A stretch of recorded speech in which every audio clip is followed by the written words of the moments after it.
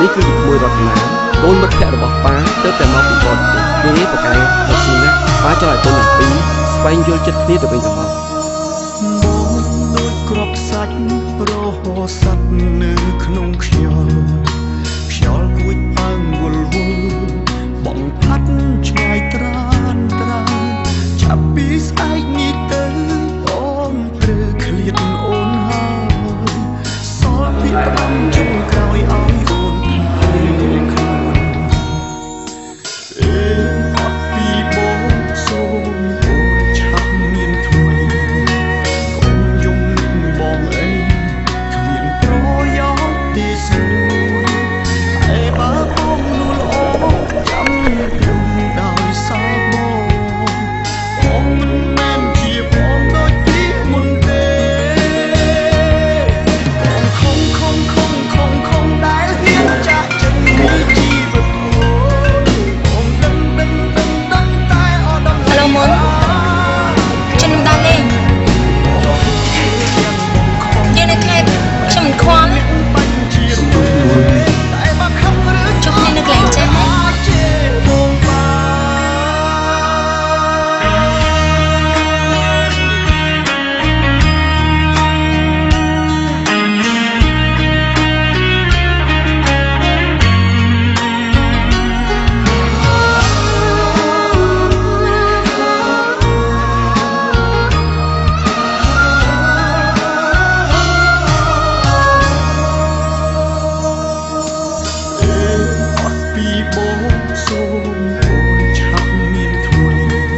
អ្នកនាងចាំបានទេ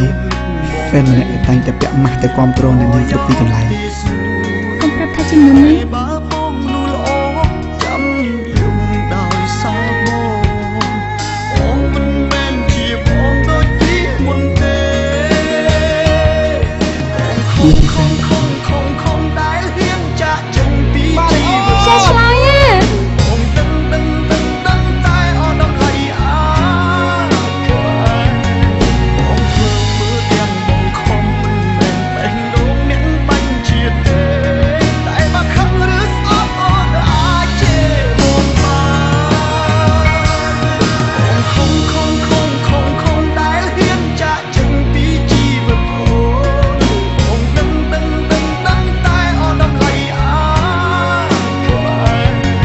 បងធ្វើទាំងបង ស្អីកូនចង់ទៅណាណា បេះដូងអ្នកបាញ់ជាតិទេ អញ្ចឹងចាំប៉ាឲ្យពួកគេជូនខ្លួនទៅ អត់អីទេខ្ញុំចាំមិនជិះទៅមុនទៅណាឯប៉ា តែបើខំឬស្អប់អូនអាចជេរ តែមុនគេមិននៅទេគេទៅខេត្តបាត់ហើយ អត់អីប៉ាខ្ញុំដឹកជឿទៅណា បា